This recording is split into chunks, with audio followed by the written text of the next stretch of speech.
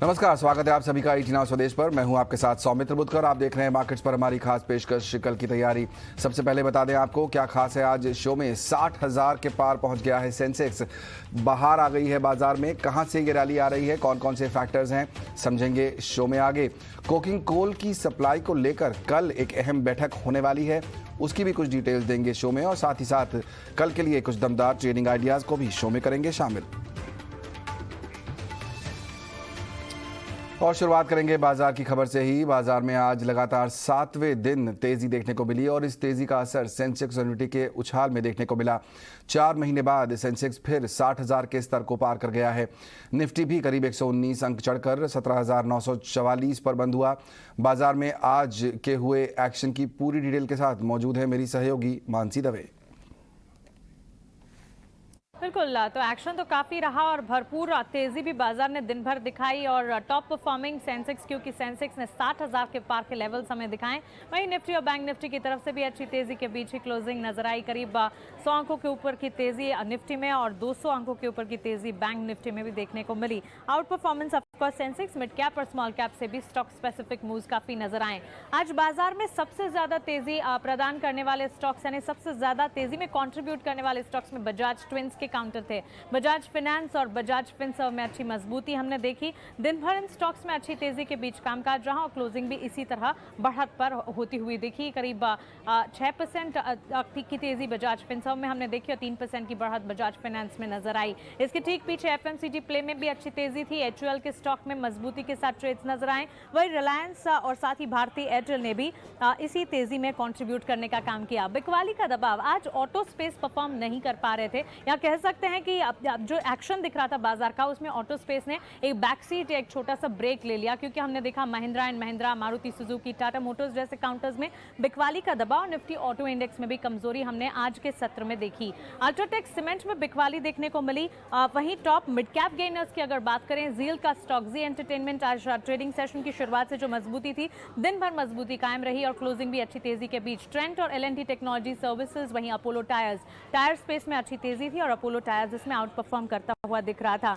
Hindustan zinc, max health care, Prestige और Coromandel international जैसे counters में आज बिकवाली का दबाव दिन भर देखने को मिला और मिड कैप में लूजिंग मोमेंटम इन तमाम स्टॉक्स में दिखा। सेक्टर स्पेसिफिक गेन्स कहां दिखे? हर सेक्टर, हर पॉकेट में अच्छी मजबूती आज के सत्र में दिख रही थी, क्योंकि पावर पैक था आज का दिन। सिर्फ ऑटो स्पेस को छोड़ दीजिएगा, इसके अलावा फार्मा हो, चाहे एफएमसीजी, निजी बैंक क्षेत्र, सरकारी बैंक क्षेत्र, हर तरफ एक्शन था और क्लोजिंग भी काफी एक्शन पैक ही रही।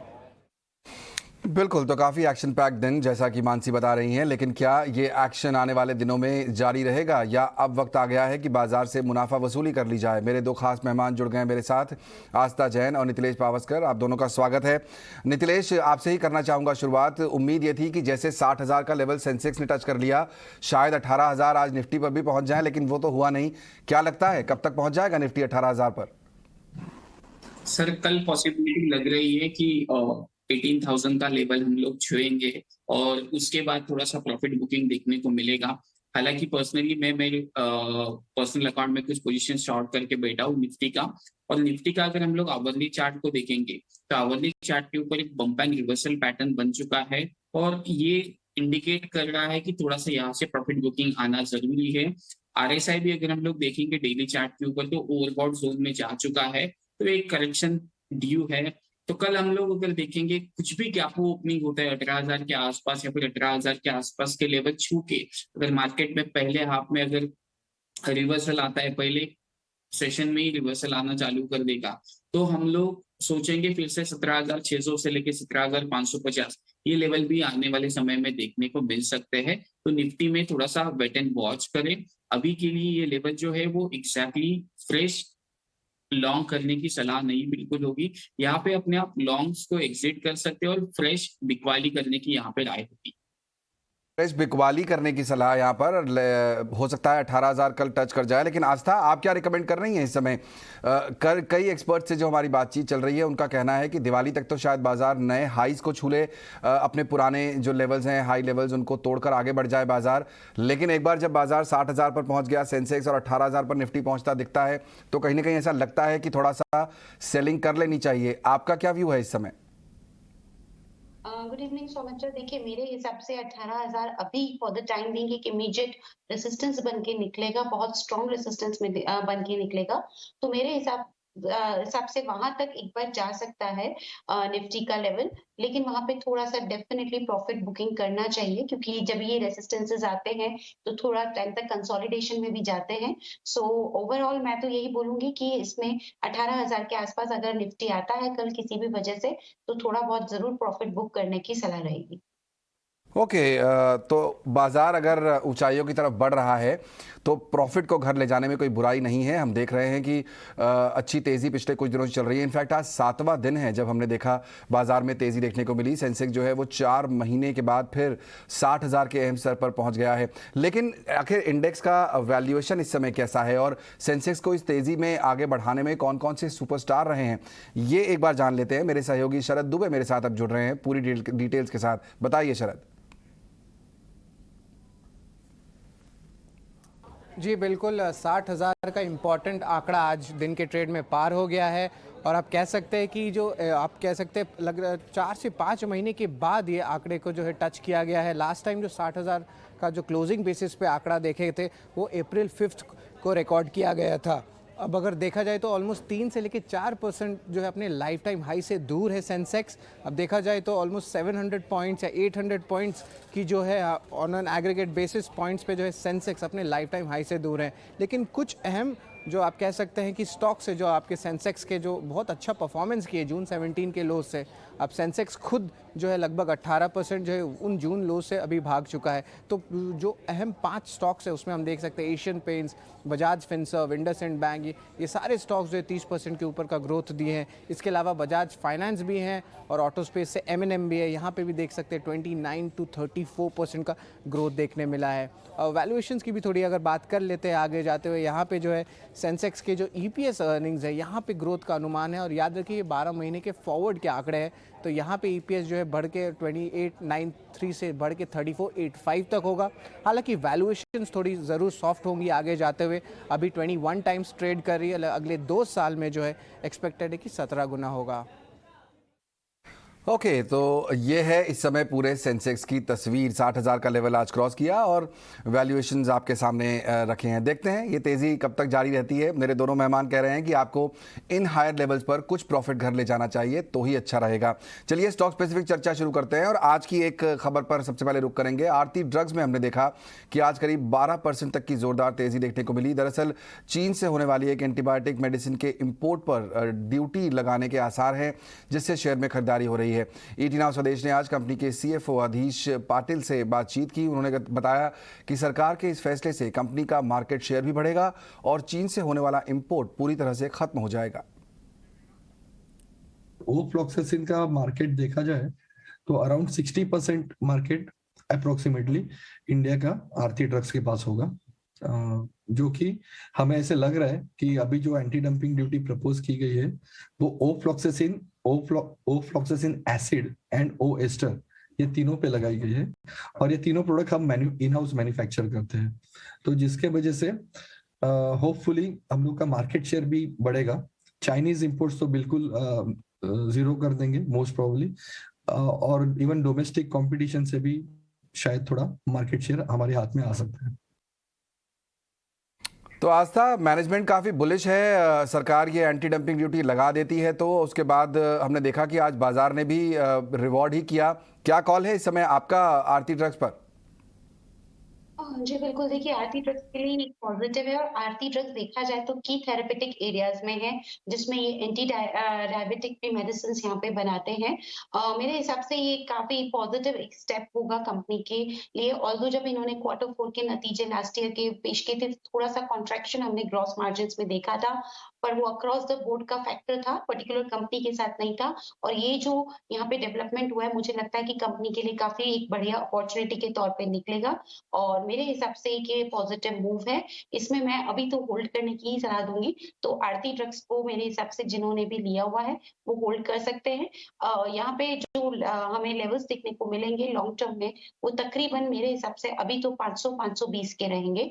तो जो मैं यहाँ पे लेवल्स देख रही हूँ 470 के आसपास की, जो कि आज की क्लोज हुई है, वहां से मुझे लगता है 10 से 15% का अपसाइड हमें शायद और अभी देखने को मिले।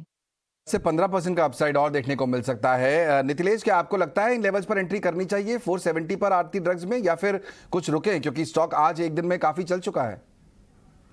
सर वेट एंड वॉच करने की राय होगी। अगर हम लोग टेक्निकली हिसाब से देखेंगे तो open is equal to high का फॉर्मेशन बन चुका है स्टॉक में। जहां से ओपन हुआ था वहीं से इसमें थोड़ा सा प्रॉफिट बुकिंग का लेवल देखने को मिला है, तो यहाँ पे वेट करें। अभी स्टॉक्स में कुछ ऐसे गैप अप के साथ ब्रेकआउट हो रहे हैं, तो चेस करना थोड़ा सा डिफिकल्ट हो रहा है। आने वाले समय में थोड़ा सा हमें वेट एंड वॉच करके देखेंगे ये स्टॉक कैसे सेटल होता है। जैसे आस्था मैम ने कहा, टेक्निकल स्ट्रक्चर भी अच्छा लग रहा है स्टॉक का, लेकिन थोड़ा सा वेट करेंगे। माहौल जैसे थोड़ा सा गर्म है, तो वेट करेंगे। 420 या फिर 430 के आसपास ये स्टॉक कैसे परफॉर्म करता है वहां पे देखेंगे और उसके बाद रिव्यू करेंगे। अभी के लिए ना होगा। ओके, तो चलिए 420 430 के लेवल पर टेक्निकली आप एंट्री ले सकते हैं। वहां से रिस्क रिवॉर्ड रेशो भी बेटर हो जाता है। 500 के ऊपर के टारगेट जो आस्था ने बताए हैं उससे फायदा होगा। नितिलेश, दो और स्टॉक बजाज फिनसर्व और बजाज फाइनेंस, काफी जोरदार मूव आज के ट्रेडिंग सेशन में देखने को मिला। सपोर्ट किया बाजार को नई ऊंचाई की तरफ जाने में। आपको लगता है ये रैली बनी रहेगी, अभी एंट्री करनी चाहिए या नहीं? सर थोड़ा सा वेट करें। 7400 से लेके 7450 एक इम्पोर्टेंट जोन है। इस हिसाब से कैसे परफॉर्म करता है वो उसमें हम लोग को देखना पड़ेगा। और ये कंटिन्यूस 7450 के ऊपर सस्टेन होता है तो एक फिर से 7700 से लेके 7800 की तरफ जाते हुए मुझे लग रहा है। हालांकि कल मैंने मेरे क्लाइंट्स को रेडी नाउ पे भी मैंने एक शॉर्ट कॉल रिकमेंड किया था। हालांकि उसका स्टॉप लॉस जो था 40 पॉइंट का स्टॉप लॉस था, वो हिट हो चुका है और उसके बाद एक तेजी से मोमेंटम देखने को मिला है। तो वेट एंड वॉच करिए। 7450 इंपॉर्टेंट सपोर्ट है। इसके नीचे अगर ये चलना चालू कर देता है तो जिनका भी लॉन्ग पोजीशन से वो एक बार एग्जिट करें। ओके, तो ये है स्ट्रैटेजी बजाज फाइनेंस पे आपके लिए। आज हमने दोनों ही स्टॉक में काफ़ी अच्छी तेज़ी आते हुए देखी। आस्था, एक बार फिर से फोकस जो है वो टेलीकॉम स्टॉक्स की तरफ बढ़ रहा है, क्योंकि जून का TRAI का डेटा आज पेश हुआ है और उसमें ये बताया गया है कि जो रिलायंस जियो है, सबसे ज़्यादा ग्राहक उन्होंने जोड़े हैं। करीब 40 लाख से ज़्यादा ग्राहक उन्होंने जून महीने में जोड़े हैं। भारती एयरटेल ने करीब 8% ग्राहक जोड़े हैं और वोडाफोन आइडिया एक बार फिर से यहाँ पर लॉस में 18 लाख ग्राहक गंवाए हैं इन्होंने। कैसे टेलीकॉम को प्ले करना चाहिए? क्या रिलायंस के साथ जाना चाहिए या फिर भारती के साथ ही स्टिक करें तो बेटर होगा?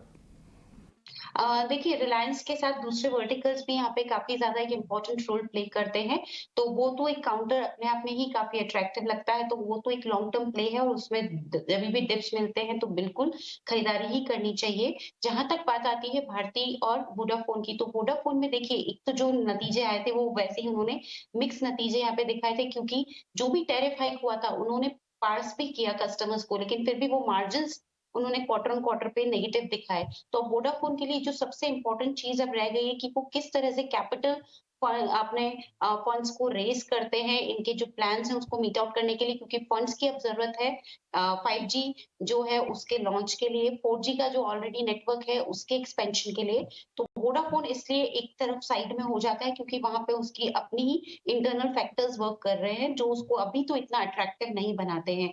अभी बचे हैं रिलायंस और एयरटेल। तो रिलायंस पे तो लॉन्ग टर्म कॉल पॉजिटिव ही है, तो वहां बिल्कुल बने रहना है। और एयरटेल की बात करें तो डेफिनेटली ये भी एक अच्छा काउंटर लगता है।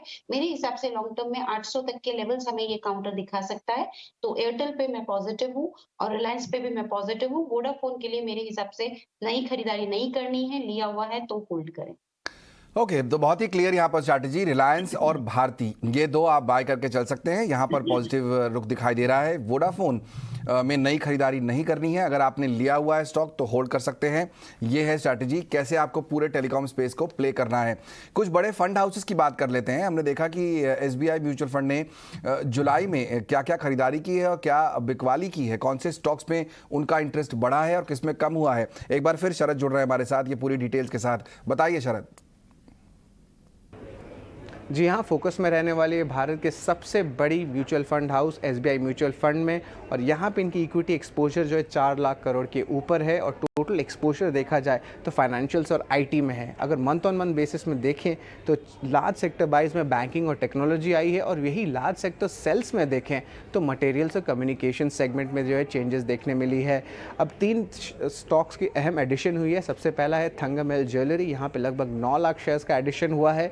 इसके अलावा जो है चंबल फर्टिलाइजर्स जो 21% जुलाई के मंथ में ऑलरेडी भाग गया था शेयर, यहाँ पे 1 लाख शेयर्स ऐड हुए हैं और लगातार दूसरे महीने जो है फंड हाउस ने नज़ारा टेक में जो है अपना स्टेक बढ़ाया है। अगर की सेल्स के बारे में बात करें तो NBCC सबसे टॉप ऑफ द लिस्ट पे है, लगभग 13 लाख शेयर्स की जो है बिकवाली हुई है। हालांकि एवरेस्ट इंडस्ट्रीज़ और ऑटो एंसिलरी स्पेस के गैब्रियल इंडिया यहाँ पे जो है लगभग 4 से लेकर 8 लाख शेयर्स का सेल्स देखने मिला है। आखिर में हम बात करेंगे ITD सीमेंटेशन और फोर्सो सॉल्यूशंस का, यहाँ पे भी लगभग आप देख सकते हैं 3 से लेकर 3.5 लाख शेयर्स की टोटल सेल हुई है। ओके, तो ये हैं नए एडिशन यहाँ पर SBI म्यूचुअल फंड की तरफ से। आस्था, आपको लगता है कि जब ऐसे बड़े फंड हाउसेज इंटरेस्ट दिखाते हैं स्टॉक्स में तो रिटेल निवेशकों को भी थोड़ा सा इंटरेस्ट दिखाना चाहिए? थंगमिलाई ज्वेलरी, उसके बाद एवरेस्ट इंडस्ट्रीज, ये तो एवरेस्ट इंडस्ट्री में तो खैर बिकवाली की है, लेकिन चंबल फर्टिलाइजर और नज़ारा टेक जैसे स्टॉक्स हैं जहाँ पर SBI म्यूचुअल फंड ने खरीदारी की है, क्या रिटेल निवेशकों को भी इन स्टॉक्स पर फोकस करना चाहिए? देखिए, जब भी कोई म्यूचुअल फंड खरीदारी करता है तो वो एक पॉजिटिव सिग्नल ही होता है कंपनी के लिए, क्योंकि म्यूचुअल फंड की खरीदारी बहुत डिटेल रिसर्च के आधार पे की जाती है।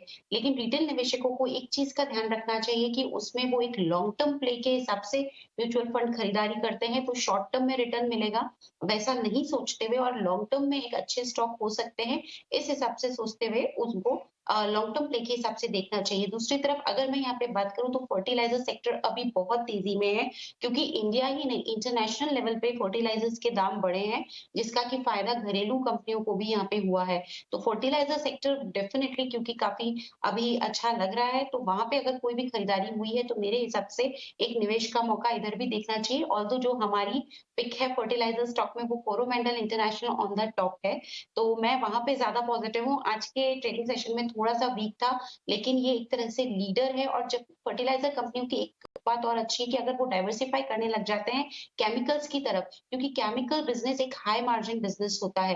फर्टिलाइजर्स के अंदर उनको थोड़ा सब्सिडी पे डिपेंडेंट होना होता है जो सरकार देती है, लेकिन केमिकल बिजनेस में ऐसा नहीं होता। तो कोरोमंडल इंटरनेशनल भी अच्छा इसीलिए लग रहा है क्योंकि वो डाइवर्सिफाई कर रहे हैं केमिकल्स, हाई मार्जिन बिजनेस पे डिपेंडेंसी ऑन सब्सिडीज थोड़ी सी कम होगी। तो बिल्कुल यहाँ पे ध्यान रखना चाहिए म्यूचुअल फंड कहाँ पे खरीदारी कर रहे हैं, लेकिन खुद की एक रिसर्च जरूर करनी चाहिए और लॉन्ग टर्म के हिसाब से ही उनके निवेश को देखना चाहिए। बिल्कुल, यानी ब्लाइंडली फॉलो नहीं करना है, ये बहुत क्लियर मैसेज है यहाँ पर। म्यूचुअल फंड जो डिसीजन लेते हैं वो एक तो अच्छी रिसर्च के बाद, डीप रिसर्च के बाद और लंबे समय के लिए लेते हैं। तो अगर आपका इंटरेस्ट बनता है उन स्टॉक्स में तो आपको भी आप कर सकते हैं इन्वेस्ट, लेकिन नज़रिया लंबा रखना होगा। फर्टिलाइजर की बात हो रही है यहाँ पर स्पेस की, कोरोमंडल यहाँ पर आस्था का टॉपिक, यहाँ कर सकते हैं आप खरीदारी। फोकस करेंगे एक बार स्टील सेक्टर पे, जिसके लिए कोकिंग कोल की सप्लाई बढ़ाने पर चर्चा करने के लिए कोयला मंत्रालय ने कल एक अहम बैठक बुलाई है। मेरे साथ मेरी सहयोगी मेघना मित्तल जुड़ गई हैं पूरी डिटेल के साथ। बताइए मेघना। जी, जो सूत्रों के हवाले से खबर पता चली है वो ये कि कोल मिनिस्ट्री ने कल अगस्त 18 को एक इम्पॉर्टेंट मीटिंग बुलाई है स्टेक होल्डर्स की कि कैसे जो कोकिंग कोल की सप्लाई है इंडिया में उसको इंक्रीज़ और ऑगमेंट किया जाए। ये मीटिंग कल होनी है मंत्रालय में। इसमें ये एक स्ट्रैटेजी डिवाइस की जाएगी कि किस तरह से इंफ्रास्ट्रक्चर इम्प्रूव किया जाए, जो नंबर ऑफ़ वॉशरीज़ हैं कोकिंग कोल के लिए उसको इंक्रीज़ किया जाए, जो एक्सप्लोरेशन है उसको कैसे इंक्रीज़ किया जाए, ताकि जो स्टील मैन्युफैक्चरर्स के पास जो कोकिंग कोल की सप्लाई है वो किसी तरह से बढ़ोतरी हो सके उसमें। ये याद रखिए कि कोकिंग कोल एक मेजर इनपुट कॉस्ट होता है स्टील मैन्युफैक्चरर्स के लिए, जिसकी वजह से हमने देखा जो रीसेंट जो यूक्रेन रशिया वॉर के चलते भी जो सप्लाई चेन डिस्ट्रप्शंस हुए थे उसकी वजह से भी कोकिंग कोल के कॉस्ट काफ़ी बढ़ गए थे, जिसका प्रभाव जो स्टील के जो प्राइसेस हैं डोमेस्टिक मार्केट पर उस पर भी काफ़ी आया था। इसी की वजह से ये इम्पोर्टेंट बैठक जो कल बुलाई गई है इसमें पूरा प्लान डिस्कस होगा डिटेल में कि किस तरह से ये कॉस्ट जो है स्टील मैन्युफैक्चरर्स के लिए आगे जाकर कम की जा सके। ये भी हम जानते हैं कि जो 2.5% जो इंपोर्ट ड्यूटी थी कोकिंग कोल पर वो भी हाल ही में हटाई गई थी गवर्नमेंट द्वारा, ये भी इसीलिए कि किसी तरह से जो इनपुट कॉस्ट है स्टील मैन्युफैक्चरर्स के लिए उसको कम किया जा सके। तो एक बहुत ही महत्वपूर्ण बैठक कल जिसमें देखना रहेगा कि क्या स्ट्रैटेजी कोकिंग कोल की सप्लाई इंक्रीज़ करने के लिए स्टील मैन्युफैक्चरर्स को राहत देने के लिए कोल मिनिस्ट्री डिस्कस करती है स्टेक होल्डर्स के साथ। बिल्कुल, तो देखते हैं कल क्या बैठक का नतीजा निकलता है और इटिना स्वदेश पर सबसे पहले अपडेट लेकर आएंगे और एनालिसिस भी इस बैठक के बाद आपको। चलिए कुछ और खबरों की तरफ रुख करेंगे। दिग्गज निवेशक राकेश झुनझुनवाला अब हमारे साथ नहीं हैं, लेकिन उनकी यादें और उनकी सीख हमेशा हमारे साथ रहेंगी। बाजार के बिग बुल को याद करते हुए ही एमके वेंचर्स के मधु केला से एक्सक्लूसिव बातचीत की हमारे मैनेजिंग एडिटर निकुंज डालमिया ने। मधु केला ने बताया कि राकेश झुनझुनवाला की सीख नए निवेशकों के भी काम आएगी। उन्होंने बहुत पहले बाजार में वो देखा जो शायद आप और हम नहीं देख पाते। राकेश झुनझुनवाला से जब हमारी लास्ट बातचीत हुई थी, उन्होंने कहा था this decade belongs to India, और मैंने ओपनिंग रिमार्क में भी कहा था वो हमेशा कहते थे best of India is yet to come. क्यों ऐसा कहते थे? ऐसा क्या है जो उनको दिख रहा था आज हमें नहीं समझ में आ रहा है? उनको ये लगता था निकुंज कि अभी पूरा जो ग्लोबल जो पैसा है, इंडिया में डेमोक्रेसी है, उन्होंने काफ़ी अच्छे से कई बार एक्सप्लेन किया है। जी हाँ। और वो सब चीज़ें अभी एक तरफ एक साथ इकट्ठी हो रही है। और ये जो 5-7 साल का अपना जो क्लिनजिंग भी हो गया, whether it is relating to corruption, banking system etcetera etcetera, जो क्लिनजिंग भी होना था वो हो गया। तब उनको लगता है पूरा ग्लोबल अटेंशन इंडिया की तरफ होगा और अपना जो इनहेरेंट एडवांटेजेस है, क्योंकि अभी 5-7 साल में प्रॉफिट ग्रोथ तो कोई लंबा चौड़ा है नहीं ना। अब उनको लगता है कि 10% से ज़्यादा GDP growth rate India sustain कर पाएगा अगले 10-12 साल तक। और शायद यही ट्रेंड है जो उन्हें बुलिश बना रहा है। और शायद यही, अगर आपको उनकी समझ और राकेश झुनझुनवाला की समझ से कुछ समझना है तो be bullish on India, the best is yet to come. Undoubtedly I think हम लोगों ने भी जो भी आपसे इंटरेक्शन किया है, partially of course we learn from him and partially it is our own hard work, right. और वो दिखता भी है निकुंज, अभी आप ये क्वार्टर के सब कंपनीज के परफॉर्मेंस देखो, लास्ट क्वार्टर के सब कंपनीज के परफॉर्मेंस ऑल टाइम हाई से। हाँ, जो जिस हिसाब से कंपनीज का balance sheet one time restructure हो गया है, डेट कितनी सारी कंपनी हाईली डेटेड कंपनीज कितनी सारी रिस्ट्रक्चर हो गई। और मैं आपको बिफोर आई गो एक लास्ट नंबर दे के जाता हूँ।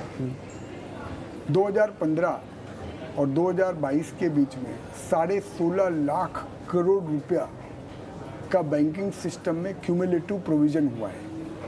16.5 लाख करोड़, विच इज रफली 20% of the overall banking system. मतलब एसबीआई की बैलेंस शीट के दुगना के आसपास। हाँ, नहीं, एसबीआई बैलेंस शीट का हाफ, मतलब एसबीआई बैलेंस शीट का हाफ, बट फिर भी मैं बोल रहा हूँ 20% एवरेज अगर मैं बैंकिंग का निकालूं लास्ट 7 ईयर्स का, तो एवरेज लोन बुक का रफली 18-20% प्रोविजन हो चुका है। तो आप सोचो कितना बड़ा क्लीन अप अपने बिहाइंड है। तो ये पीएसयू बैंक अच्छे से कैप्चर करेंगे। Yes, absolutely.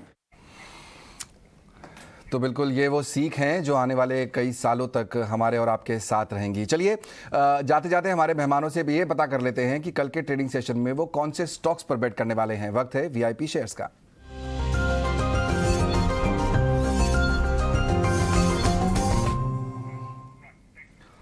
नितिलेश, आपसे करना चाहूंगा शुरुआत, कौन से स्टॉक्स पर फोकस होगा कल आपका? सर लग रहा है कि आईटी स्टॉक्स में थोड़ा सा मुनाफा वसूली देखने को मिल सकता है, तो टीसीएस के साथ मैं शॉर्ट जाना पसंद करूंगा। टीसीएस को 3400 से लेकर 3410 के आसपास बेचना है और ऊपर में स्टॉप लॉस 3465 के आसपास मेंशन करना है। और नीचे में टारगेट जो है वो पहला टारगेट 3300 के आसपास आप प्लान कर सकते हो। और आईटी में मुझे लग रहा है कि काफी एक शार्प करेक्शन देखने को मिल सकता है आने वाले 2-4 दिनों के अंदर। ओके, 2-4 दिनों के अंदर आईटी में एक शार्प करेक्शन। तो जैसी कि चर्चा शुरू भी हुई थी कि यहां से आपको मौका मिले तो मुनाफा वसूली करनी चाहिए, लेकिन पैसा बनाना है तो सेल भी कर सकते हैं आप। टीसीएस में सेल कॉल टारगेट है 3300 रुपए तक का। आस्था, आप भी सेल साइड में हैं या बाय करना प्रेफर करेंगी? देखिए, फंडामेंटल एनालिस्ट होने के तौर पे मैं ज्यादा बाइंग को यहाँ पे तवज्जो देती हूँ, उसको एम्फसाइज करती हूँ, और वो भी मेरा पोजिशनल कॉल्स में ज्यादा जोर रहता है। तो उसी कड़ी के तहत मुझे एसबीआई लाइफ इंश्योरेंस बहुत पसंद आ रहा है। मेरे हिसाब से कोई भी गिरावट आती, क्योंकि आज भी थोड़ा सा टूटा हुआ था स्टॉक, तो बढ़िया मौका है। 1300 या 1280 के जोन में मिले तो बेस्ट लेवल होगा, खरीदारी करनी चाहिए। 1420 का यहाँ पे हमें टारगेट देखने को मिलेगा, और ये जो कॉल है ये लगभग 10 से 15 ट्रेडिंग सेशंस के लिए मैं यहाँ पे दे रही हूँ। इनफैक्ट लास्ट वीक मैंने सोलर इंडस्ट्रीज रेकमेंड किया था सेम शो में, उसका भी आज हमारा टारगेट के बिल्कुल नियर ही आया, क्योंकि उसमें मैंने 3400 का लेवल एज अ टारगेट दिया था और आज का हाई 3378 का है, तो वो भी एक ऑलमोस्ट टारगेट के नियर है। और आज मुझे SBI लाइफ इंश्योरेंस पसंद आ रहा है, तो वहां पे दाव लगाने की सलाह रहेगी, लेकिन 10 से 15 ट्रेडिंग सेशंस के लिए और 1420 के लक्ष्य के लिए। चलिए, तो ये अच्छी बात है कि हम लोग यहाँ एक फॉलोअप भी कर लेते हैं और आस्था हमें बताती हैं कि कहाँ हमने जो है टारगेट अचीव भी किए हैं। सोलर इंडस्ट्री में बिल्कुल हमने टारगेट अचीव किया और आज रिकमेंडेशन है यहाँ पर SBI लाइफ, और इसमें आप कर सकते हैं खरीदारी। 1400 के ऊपर के टारगेट दिखाई देंगे, लेकिन 10 से 15 ट्रेडिंग सेशन, ये ध्यान रखिए, पोजिशनल कॉल है, थोड़ा समय दीजिएगा स्टॉक में। बहुत बहुत शुक्रिया आप दोनों का आज समय निकालकर शो में शामिल होने के लिए और हमसे चर्चा करने के लिए। चलिए, पूरे शो को हम यहीं समेटेंगे। मुझे और पूरी टीम को दीजिए इजाजत। आप बने रहिए ET Now स्वदेश के साथ।